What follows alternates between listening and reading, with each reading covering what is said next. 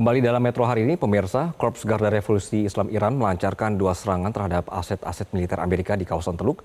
Militer Amerika mengklaim sejumlah rudal dan drone Iran yang diluncurkan ke Kuwait dan Bahrain berhasil dicegat.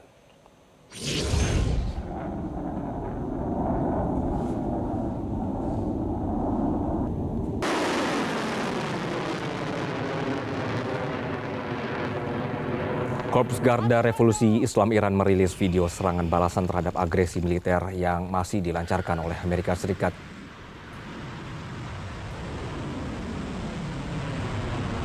Serangan ini menargetkan aset-aset militer termasuk pangkalan Angkatan Laut Armada kelima serta pangkalan udara dan helikopter milik tentara Amerika.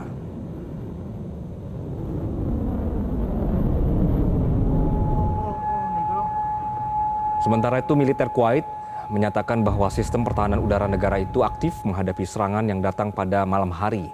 Otoritas tempat juga memastikan bahwa suara ledakan yang terdengar di sejumlah wilayah berasal dari proses intersepsi yang dilakukan oleh sistem pertahanan udara. Militer Amerika Serikat, CENTCOM, juga melaporkan bahwa rudal Tehran gagal mengenai sasaran.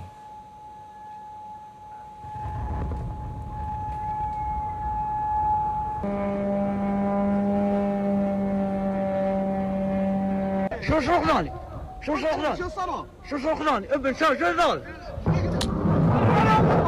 ابن تجاهل. Serangan juga sebelumnya telah diluncurkan oleh Amerika di Pulau Qasim, yakni pulau milik Iran, yang terletak di Selat Hormuz. Amerika mengklaim serangannya ke Pulau Qasim sebagai bentuk serangan pertahanan diri dan menargetkan stasiun kendali darat milik militer Iran.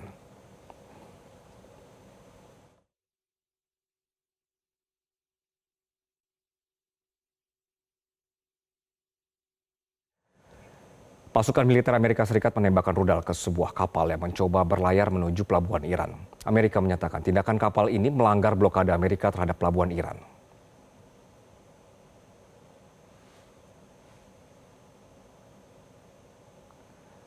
Dalam rekaman yang dirilis CENTCOM ini terlihat tembakan dilesatkan ke sebuah kapal yang tengah berlayar menuju pelabuhan Iran. Militer Amerika mengklaim telah menghentikan paksa 6 kapal yang mencoba melanggar blokade Amerika.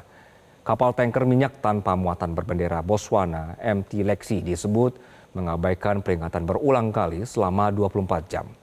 Pesawat tempur Amerika akhirnya melumpuhkan kapal tersebut dengan menembakkan rudal Hellfire ke ruang mesin kapal.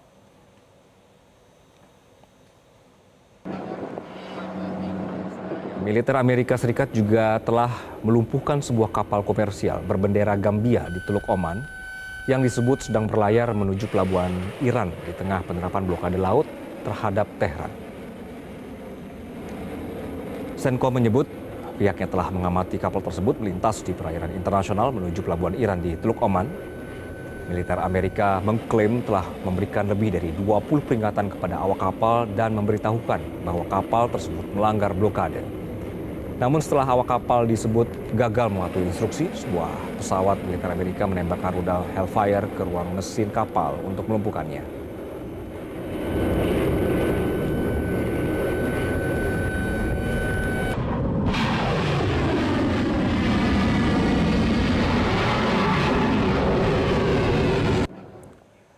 Pemerintah Iran resmi membuka total sistem aplikasi elektronik bagi seluruh kapal internasional yang ingin melintasi Selat Hormuz. Langkah ini diambil di tengah pengetatan pengawasan kawasan maritim tersebut.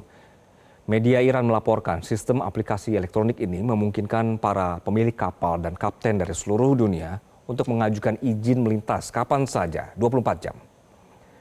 Angkatan Laut Korps Garda Revolusi Islam atau RGC mengonfirmasi dalam 24 jam terakhir sudah ada 24 kapal yang berhasil melintas dengan aman di bawah pengawasan dan perlindungan ketat pasukan mereka.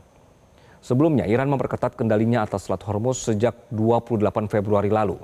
Kebijakan ini diberlakukan sebagai respons atas serangan Amerika Serikat dan Zionis Israel ke Iran.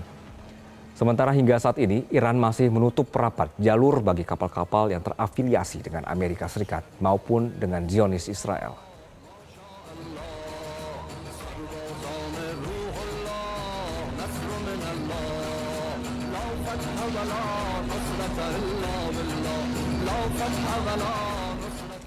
Amerika Serikat menegaskan bahwa pencabutan sanksi terhadap Iran tidak akan diberikan sebagai imbalan untuk pembukaan kembali Selat Hormuz. Washington menyatakan setiap pelonggaran sanksi ilegalnya hanya akan diberikan jika Tehran bersedia menghentikan program nuklirnya.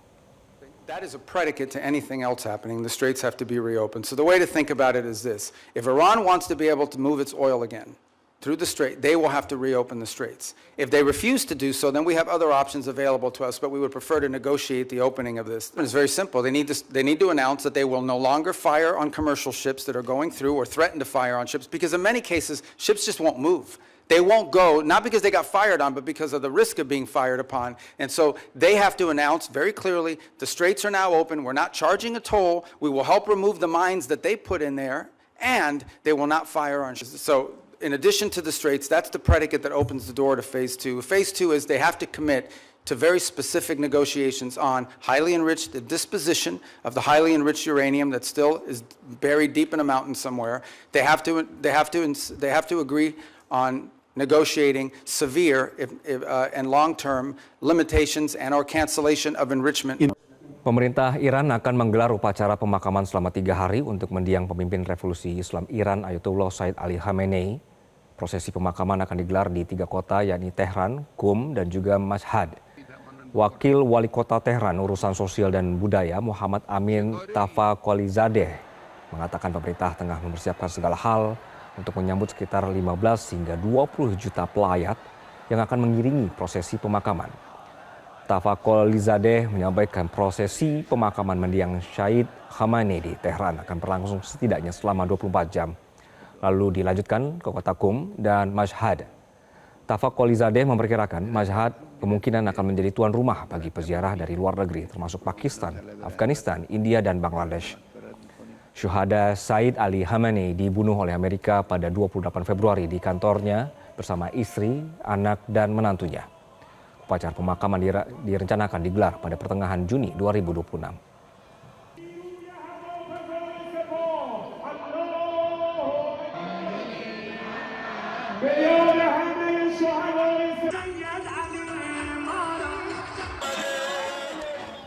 Jelajahi cara baru mendapatkan informasi. Download Metro TV Extend sekarang.